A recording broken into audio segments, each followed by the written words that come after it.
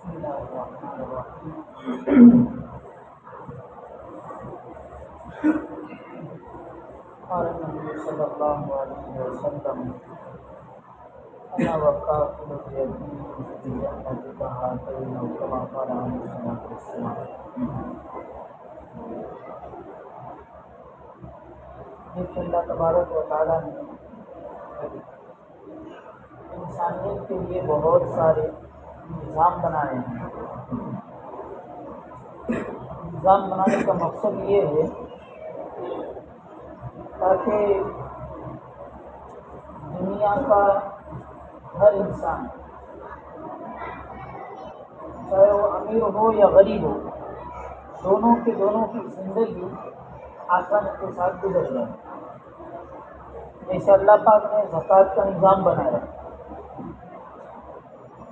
ویسے تو زکوٰۃ دینے کا جو فائدہ ہے اور اس پر جو ثواب ملتا ہے وہ اپنی جگہ پر ہے، لیکن ایک بڑا فائدہ یہ ہے کہ جو مالدار زکوٰۃ نکالے گا تو دے گا کس کو؟ غریب کو دے گا۔ ظاہر بات ہے اگر گاؤں کے اندر 50 گھر مالداروں کے، مسلمان مالداروں کے، اور 50 کے 50 ہر سال اگر اپنی زکوٰۃ نکالیں تو وہ لوگ کتنے مسلمان غریبوں کا بھلا ہو جائے گا۔ لیکن یہ ایک نظام ہے۔ اسی طریقے سے جس طرح غریب دردمند ہوتا ہے، اسی طریقے سے یتیم اور بیوہ عورت یہ بھی دردمندوں میں شمار ہوتے ہیں۔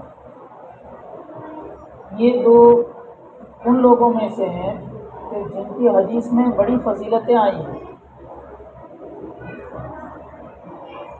اسی لیے اللہ کے رسول نے فرمایا کہ جو شخص کسی یتیم کی پرورش کرتا ہے، اس کو پالتا پوستا ہے، اب ضروری نہیں ہے کہ یتیم کو اپنے گھر پہ ہی لے کر کے جا کے پالے، مہینے مہینے کا اس کو خرچ دیتا ہے، اس کی تعلیم ہے، اس کی تربیت کے واسطے پیسے خرچ کرتا ہے، مدرسہ ہے یا اسکول ہے تو اس کی فیس وغیرہ بھرتا ہے۔ تو اللہ کے رسول فرماتے ہیں کہ جو یتیم کی کفالت کرتا ہے، میں اور وہ جنت میں اس طرح اکٹھے ہوں گے جیسے کہ یہ والی انگلی اور یہ بیچ والی انگلی کس طرح ملی ہے۔ اتنی بڑی فضیلت ہے۔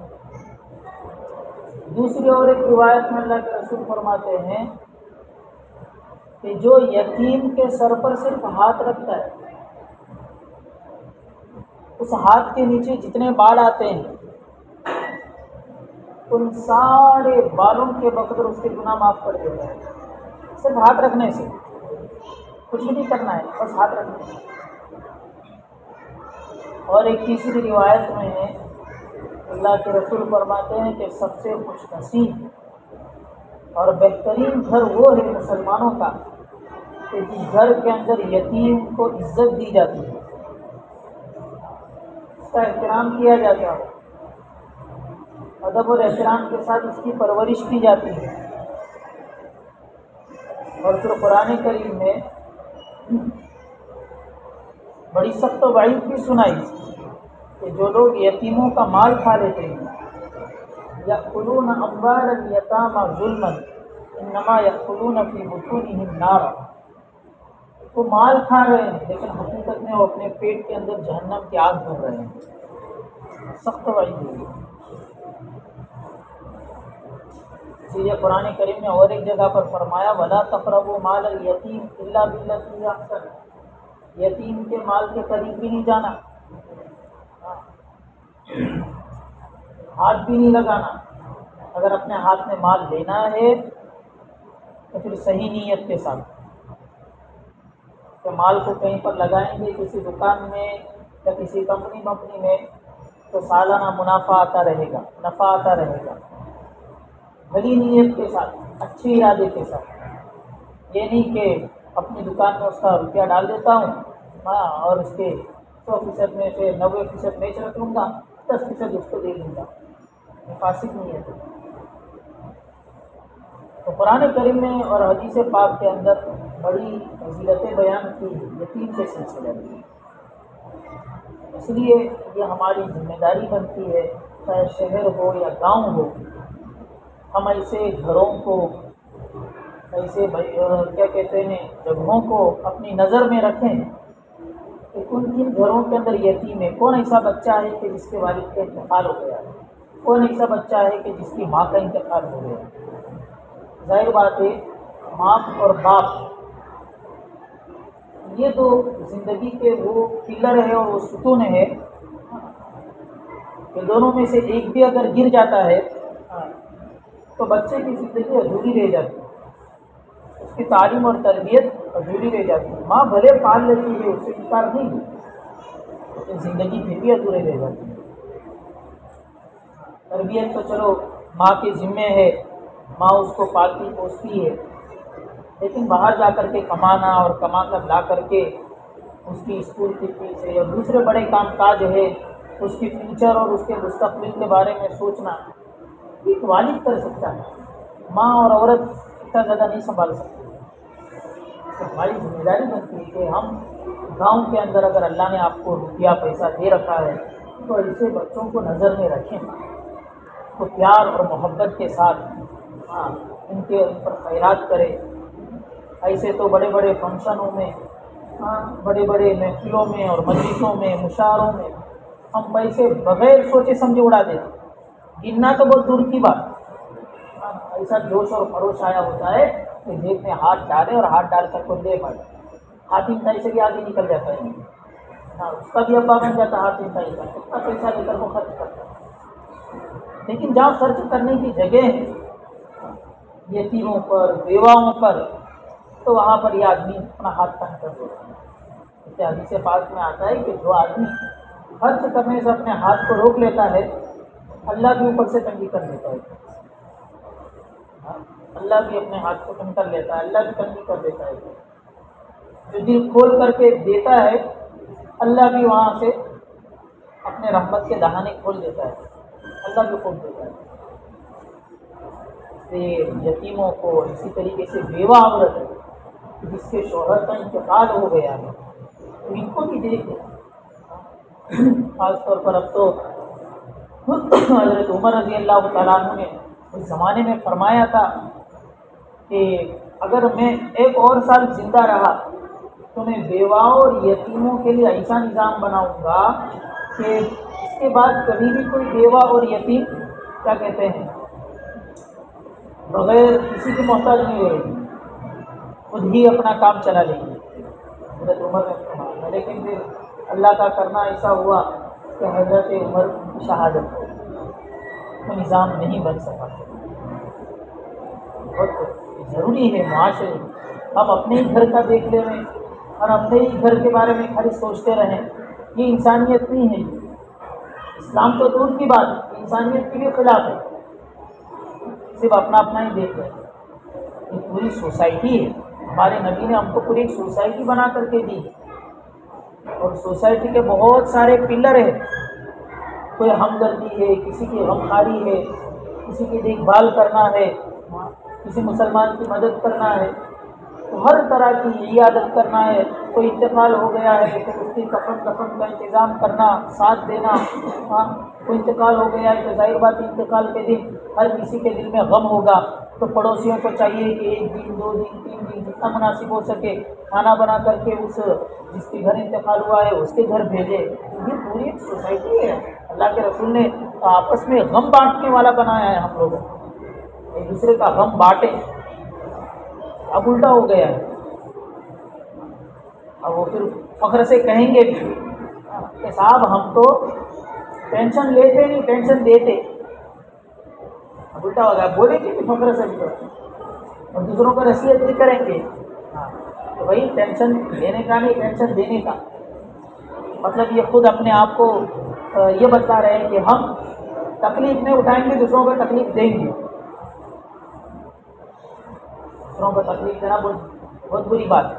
اللہ کے رسول فرماتے ہیں کہ المسلم من سلم المسلمون من لسانہ و یدہ، سب سے بہترین مسلمان، کامل مسلمان وہ ہے کہ جس کی زبان سے، جس کے ہاتھ سے، دیگر چیزوں سے دوسرا مسلمان محفوظ ہے۔ کامل مسلمان ہونے کی علامت اور ضروری چیز ہے بھائی یہ. جسے بیواؤں کے گھر، خاص طور پر یتیموں کے گھر، ان کو دیکھا کرے. امام زین العابدین رحمہ اللہ جو حضرت حسین کے بیٹے ہیں، جب انتقال ہو گیا تو یہ راز باہر آیا کہ وہ راتوں کو اناج سے بھری ہوئی بوریاں اپنی پیٹھ پر اٹھا کر کے چپکے سے اس یتیم اور اس غریب اور بیوہ کے گھر کے پاس جا کر کے رکھ کر کے آ جاتے. پوری لسٹ بنی ہوئی تھی ان کے پاس کہ بھائی مکہ المکرمہ میں فلاں غریب ہے، فلاں غریب ہے، فلاں غریب ہے، سب کے نام لکھ رکھے تھے. جیسا موقع ملتا تھا چپکے سے جا کر کے ڈال کر کے آ گئے. پتہ نہیں چلتا تھا. جب انتقال ہوا تو انتقال کے بعد یہ راز باہر آیا کہ امام زین العابدین کے خرچے سے، ان کی مدد سے اتنے گھر 40-50 کے قریب گھر ان کے پیسے سے چل گئے. یہ ہمدردی ہوتی ہے. ہمارے گاؤں میں ابھی 1 سال ہوا، ایک مولوی صاحب کا انتقال ہو گیا. میں تو پہچانتا بھی نہیں، میں نے دیکھا بھی نہیں ان کو، لیکن ان کے انتقال کے بعد پتہ چلا کہ گاؤں کے کئی غریب گھرانے ان کے پیسوں سے چلتے ہیں. پتہ تو نیکی کرنے والے کس طرح نیکی کرتے ہیں؟ نیکی کر دریا میں ڈال، کسی کو پتہ بھی نہیں رہتا.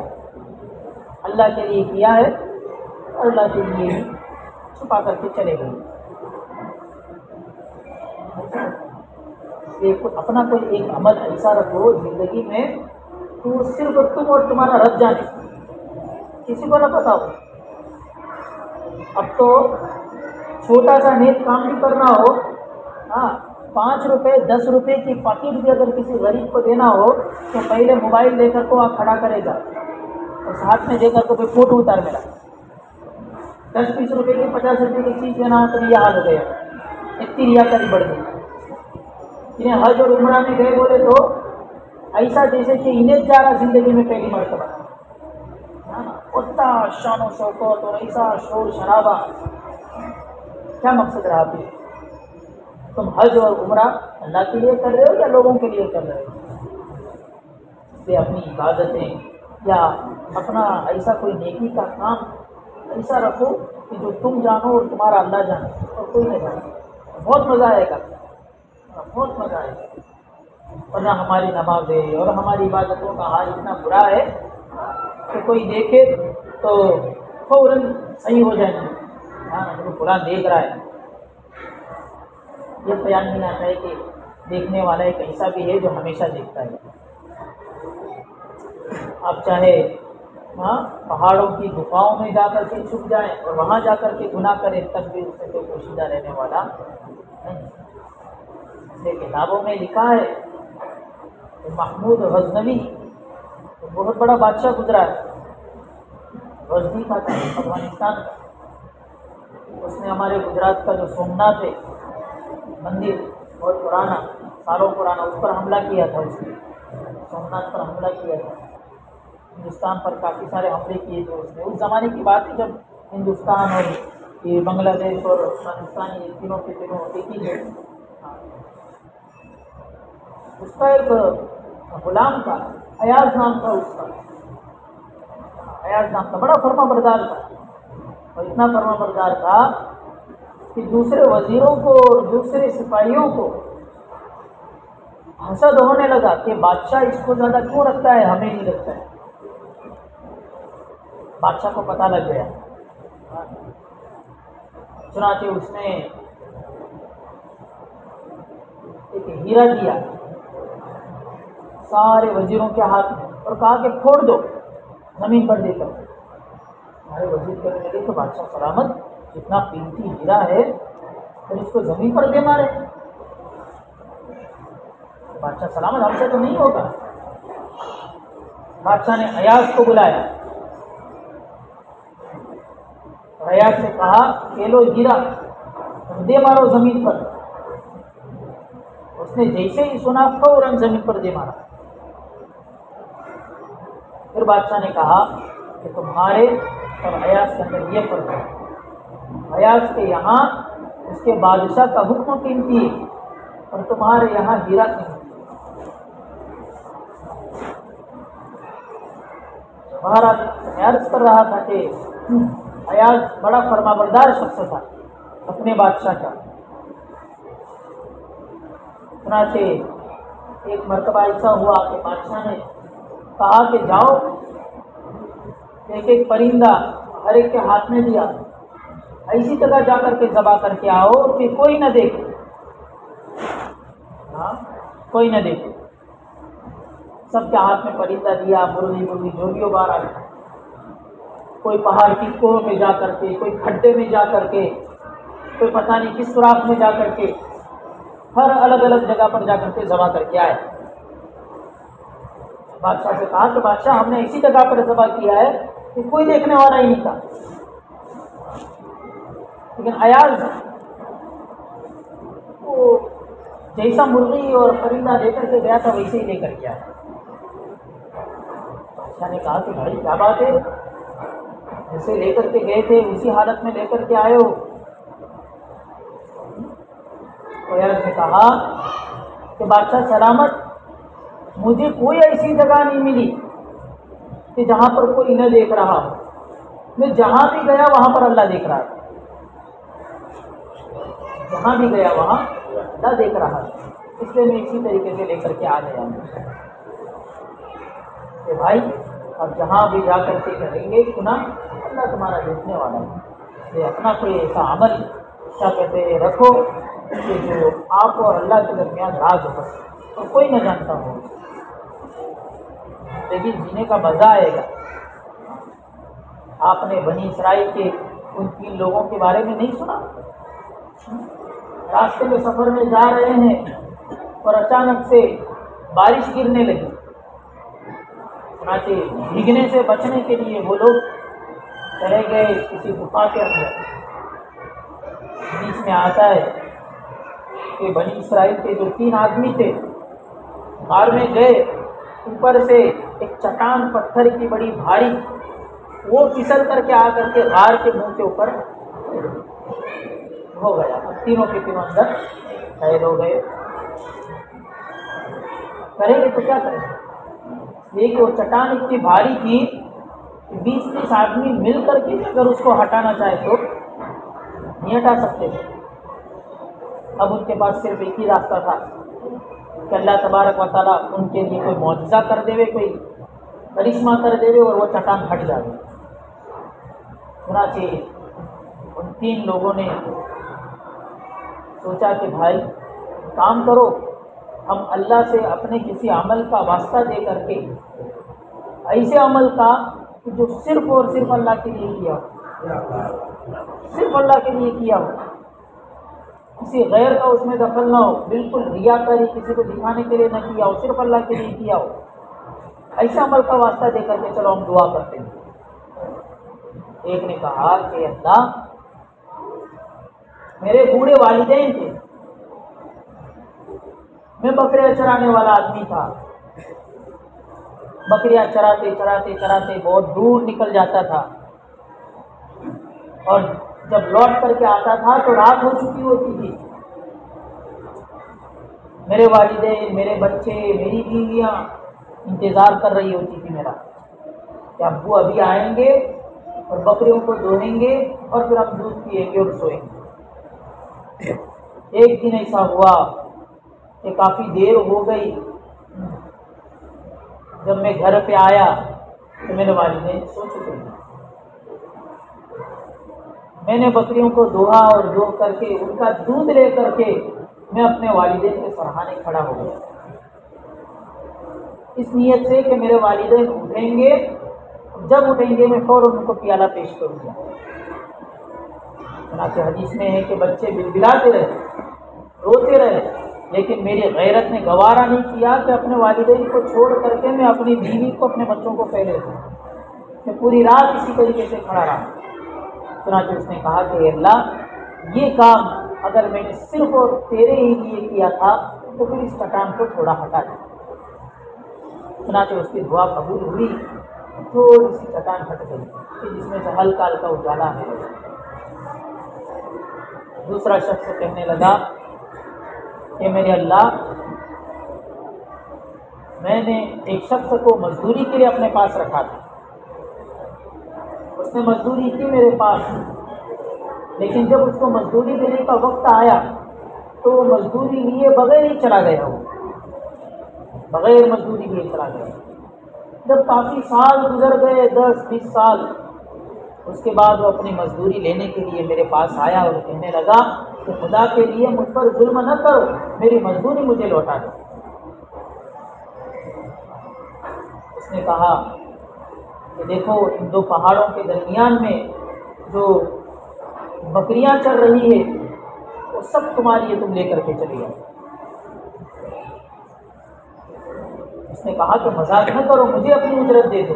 اس نے کہا کہ جو کچھ بھی ہے وہ تمہارا ہے، میں نے تمہاری اجرت اور تمہارا پیسہ لے کر کے میں نے اپنے پیسوں میں ملایا اور اس کی وجہ سے اتنا سارا نفع ہوا ہے، جاؤ یہ سارا کا سارا تمہارا ہے۔ اس نے کہا کہ یا اللہ، اگر یہ کام میں نے صرف تیری رضا کے لیے کیا ہے، تیرے لیے کیا ہے، تو پھر چٹان کو تھوڑا سا ہٹا دیا۔ چنانچہ چٹان پھر تھوڑی سی ہٹی، لیکن اب بھی اتنی نہیں ہٹی کہ آدمی اندر سے نکل سکے۔ تیسرے آدمی نے کہا کہ اللہ، میری ایک چچا زاد بہن تھی، چچا کی بیٹی، مجھے اس سے بڑی محبت تھی اور بڑا تعلق تھا مجھے اس سے۔ ایک دن میں نے اس سے خواہش کا اظہار کیا کہ تو میری خواہش پوری کر دے، تو اس نے کہا کہ ٹھیک ہے، ایک شرط ہے کہ مجھے اتنی رقم اور اتنی درہم تنازع لا کر کے دے، تو میں تیری خواہش کو پوری کروں گا، تیری بات مانوں گا۔ چنانچہ وہ کہتا ہے کہ میرے پاس اتنی رقم تو تھی نہیں، میں نے کچھ بھی کر کے کسی نہ کسی طریقے سے میں نے وہ درہم دینار جمع کیے اور جمع کر کے پھر اس کے پاس میں زنا کے لیے بیٹھ گیا، اپنے خواہش پوری کرنے کے لیے۔ اس عورت نے کہا کہ خدا سے ڈر، خدا سے ڈر۔ کہتا ہے کہ جیسے ہی اس نے کہا کہ خدا سے ڈر، تو میں فوراً پیچھے ہٹ گیا، وہ رقم بھی میں نے اس کو دے دی اور دے کر کے میں چلا آیا۔ پھر کہنے لگا کہ یا اللہ، اگر یہ عمل میں نے صرف تیرے لیے کیا ہے تو پھر چٹان کو ہٹا دیا۔ چنانچہ وہ پتھر کی چٹان ہٹ گئی اور تینوں کے تینوں باہر نکل کر گئے۔ اللہ کے لیے کیے ہوئے عمل کی کیا تاثیر ہوتی ہے۔ ہمارے اب تو سجدے بھی ریاکار ہو گئے، ہماری نمازی بھی ریاکار ہو گئی، ہمارا حج اور عمرہ بھی ریاکار ہو گیا۔ اب تو کوئی چیز بچی نہیں، کسی کو 5-10 روپے دو بھی تو وہ بھی ریاکاری کے لیے، کسی کے خیرات کرو تو وہ بھی ریاکاری کے لیے، تاکہ لوگ کہیں کہ بڑھا سکیں۔ ہر کسی کو بس چھوٹی موٹی چیز دو تو اس پر بھی سیلفی ہو جاتی ہے اور وہ بھی آ جاتا ہے انٹرنیٹ پر کہ فلاں صاحب نے فلاں گھر کے اندر اتنی مدد کر دی، فلاں صاحب نے فلاں صاحب کو اتنے روپے دے دیے۔ ختم ہو گیا، سب ریاکاری پر چل رہا ہے۔ اس کو ختم کرو، اخلاص پیدا کرو، اخلاص جیسے دین کی نعمت۔ اس لیے علماء فرماتے ہیں کہ بھائی سب سے بہترین چیز جو زمین سے اٹھ کر کے آسمان پر جاتی ہے وہ اخلاص ہے، اور سب سے قیمتی چیز اوپر سے آسمان سے زمین کی طرف آتی ہے وہ توفیق ہے۔ بہرحال تو میں عرض کر رہا تھا کہ یتیموں اور بیواؤں کا خاص طور پر خیال رکھو، صرف اپنے لیے نہ جیو، اپنے مسلمان بھائیوں کا بھی ساتھ ساتھ میں خیال رکھو۔ ایسے گھر کو ڈھونڈو، تلاش کرو، چپکے سے ان کی مدد کر دیا۔ اس نے میں نے بتایا نا کہ کتنی بڑی فضیلت ہے، کتنی بڑی فضیلت ہے۔ ایک دوسری حدیث میں اللہ کے رسول فرماتے ہیں کہ قسم اس ذات کی جس نے مجھے نبی بنا کر کے بھیجا ہے کہ جو شخص یتیم کے ساتھ نرمی کا معاملہ کرتا ہے، یتیم کے ساتھ بھلائی کا معاملہ کرتا ہے، وہ ضرور جنت میں جائے گا۔ بڑی فضیلت ہے بھائی۔ یتیم خاص طور پر، یتیم اس کو کہتے ہیں جب تک بچہ بالغ نہ ہو تب تک یتیم شمار ہوتا ہے، جب بالغ ہو جائے تو پھر اب وہ یتیم رہتا نہیں۔ تقریباً عام طور پر بچہ جو بالغ ہوتا ہے وہ 15 سال کی عمر ہوتی ہے، اس سے پہلے تک بچہ یتیم رہتا ہے۔ تو ایسے وقت میں اس کی مدد کی کوشش کریں، اس کو کچھ روپیے پیسے اس کی ضرورتیں ہیں، وہاں اٹھا کر کے اس کو کسی مدرسے کے اندر آپ ڈالو، اس کو پڑھاؤ، اس کو بہت بڑا ثواب ملے گا بھائی. کرنے کے کام بہت ہے، نہ کرنے کے کام تو ہم خوب کرتے ہیں، لیکن کرنے کے کام کے اندر سب سے زیادہ ہماری دوستی ہوتی ہے. اس لیے ہمارے مدرسوں کے اندر سب سے زیادہ اگر بچے آتے ہیں تو یتیم بچے ہوتے ہیں، غریب قسم کے یتیم بچے، اور مدرسہ ان کو پالتا پوستا ہے. اب کوئی اسکول آپ ایسا نہیں بتائیں گے کہ جس کے اندر کسی بچے کو اس طریقے سے پالا اور پوسا جاتا ہے. بچوں کو باقاعدہ ایسے ہی طلبا آتے ہیں، چھوٹی سی عمر ہوتی ہے، چھوٹی عمر لے کر کے 10 12 13 سال مدرسے کے اندر وہ پڑھتے ہیں، اور پڑھ کر کے حافظ عالم مفتی قاری بن کر کے نکلتے ہیں. ان کا سارا خرچ مدرسہ اٹھاتا ہے، ان کا کپڑے، ان کو روپیہ پیسہ سب کچھ مدرسہ دیتا ہے. آج مدرسے نہیں ہوتے، کتنی پریشانی ہوتی ہے. بچے بیچارے گھومتے رہتے ہیں. اسے اس درد کو سمجھو، ان چیزوں کو سمجھو، سمجھ کر کے اپنے خاص طور پر آپ باہر نہیں کر سکتے تو کم از کم آپ کے گاؤں کے اندر ہی دیکھیں کوئی ایسے بچے بیوہ قسم کے گھر ہیں جن کے والد کا انتقال ہو گیا ہے، شوہر کا انتقال ہو گیا ہے، گھر کے اندر کھلانے کھانے پینے کے لالے پڑے ہوئے ہیں، آپ ان کی مدد کرو. اللہ کے رسول نے بڑی فضیلت فرمائی، فضیلتیں بیان کی ہے ایسے لوگوں.